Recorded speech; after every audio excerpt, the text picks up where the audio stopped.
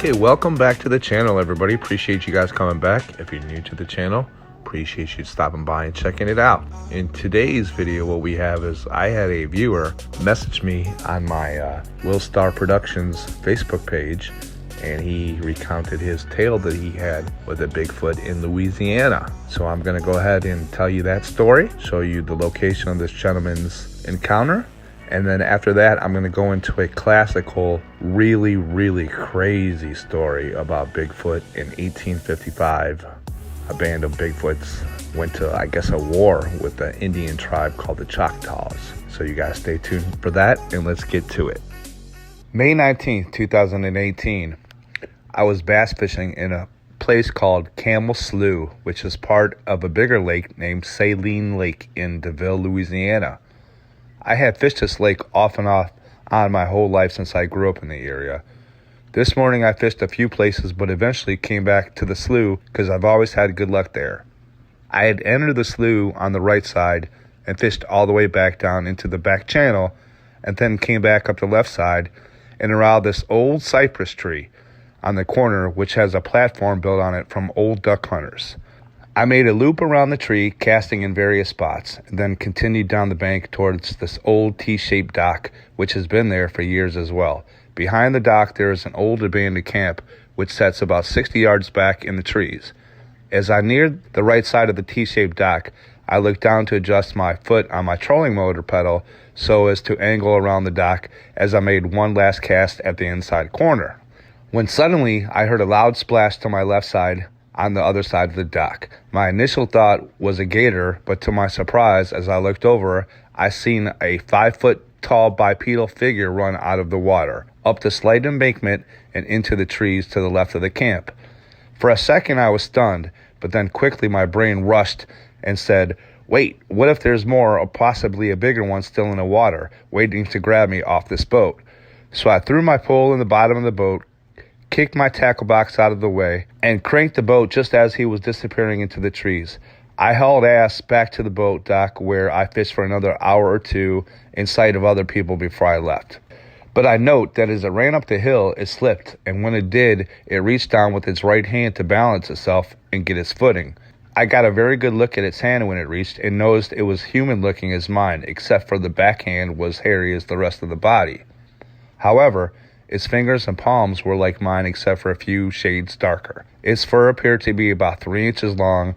It was wet from the neck down. The wet body just looked black from being wet, but the neck and head was dry and very cinnamon colored.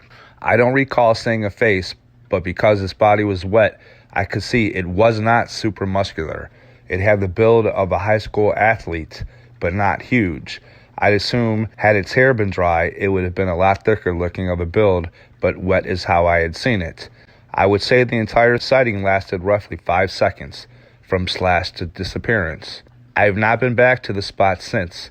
I kicked myself for not getting the prints off the bank, but I was scared shitless at the time. Since then, I've moved from the area and have no access to further research. I've honestly only told a few people until now, for fear that someone would try to hunt and possibly kill it. But after 3 years, I'd say it's time to speak for research purposes. This is my story, and my Google Maps location history can verify my location and my abrupt leaving from the location at exactly 10:04 a.m. From there, it shows me hauling ass back to the ramp where I fished a bit more before leaving for the house, still weirded out by the sighting. I know what I seen was a Sasquatch.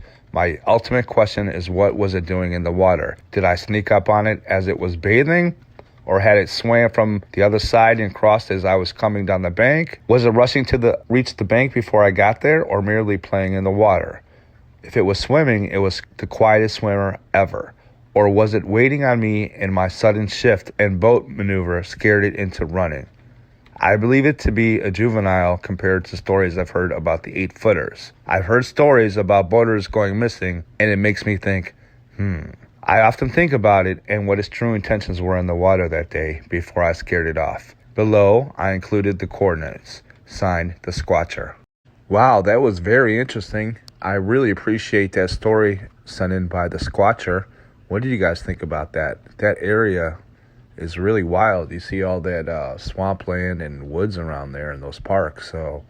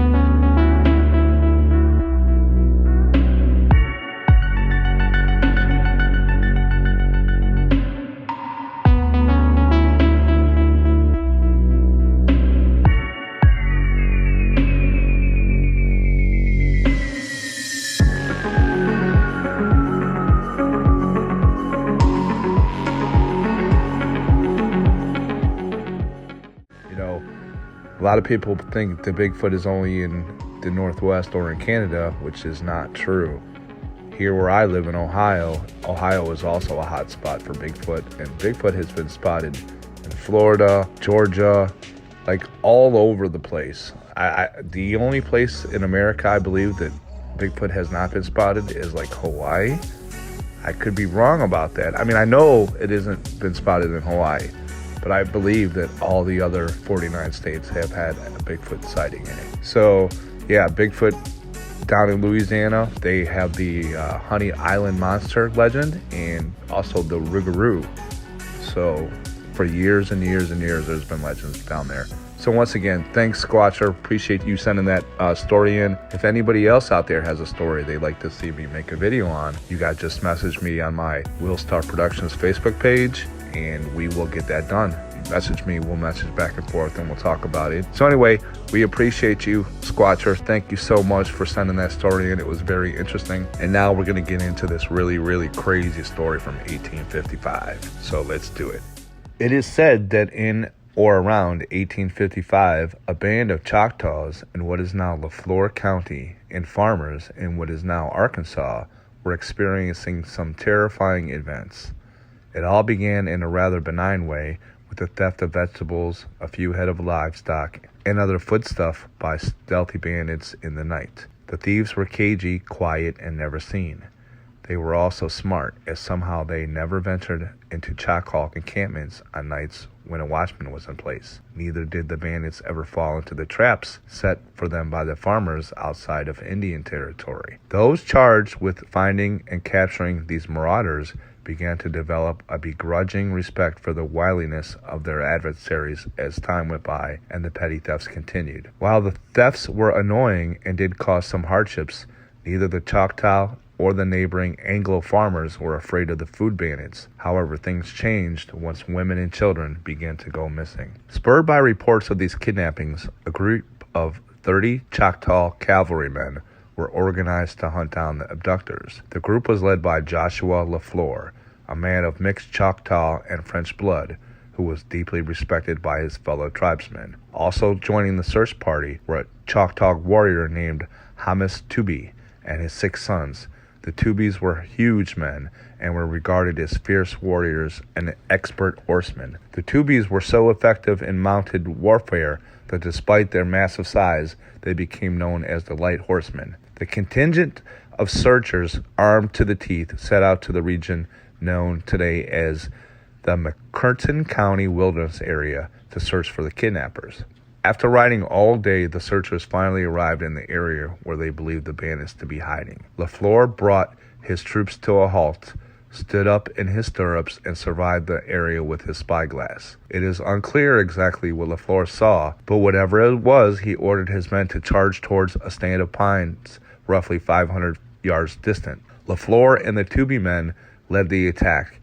As the troops closed the distance between themselves and the stand of pines where the kidnappers were thought to be hiding, they were assaulted by a tremendous stench, the unmistakable odor of decay and decomposition. The horses of mostly of these men began to buck and rear, tossing their riders. Only the mounts of LaFlore and the Tubie men were disciplined enough to remain composed, allowing the 8 men to continue through the pines. As the men cleared the small wooded patch, they came upon a large earthen mound. Scattered across the mound were the bodies of children and women in various stages of decomposition. LaFlore and the Tubies caught a glimpse of a number of murderers fleeing into the tree line on the opposite side of the mound. Only 3 of the killers stood their ground to meet the charge of the Light Horsemen. It was at this time that the cavalrymen realized they were not going up against any human foe. Rather, standing before them, snarling and beating their chest, were 3 huge hair-covered creatures. Despite what must have been a shocking sight to him, LaFlore drew his pistol and saber and spurred his mount and charged. As LaFlore approached the nearest ape, it took a mighty swipe and struck his horse in the head, killing it instantly. LaFlore managed to roll off the falling horse, quickly jumped to his feet, and fired multiple shots into the chest of the creature. Once his pistol was empty, LaFlore attacked the ape with his saber, opening up a gaping wound on the animal, which roared in rage and pain. LaFlore's assault on the creature was so quick and the shock of seeing hair-covered monsters so great that the Tubie men hesitated, completely stupefied, before entering the fray. This delay allowed one of the other 2 of the apes to get behind LaFlore, who was intensely focused on the ape he had engaged with. The second beast grabbed LaFlore's head with 2 huge hands and ripped it from his shoulders. The horrible sight jolted the Tubie warriors into action, and they opened fire on the 3 Sasquatches with 50 caliber Sharps buffalo rifles. 2 of the beasts were killed instantly, dropping in their tracks.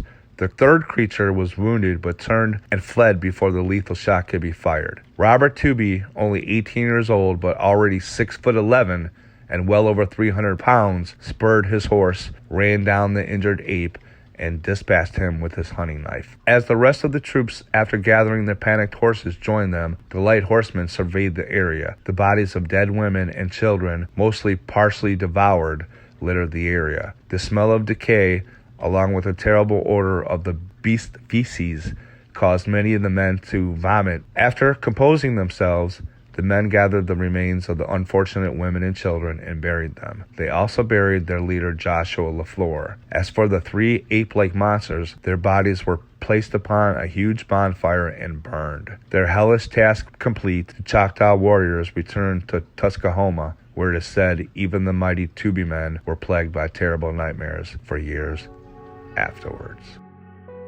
So there you have it.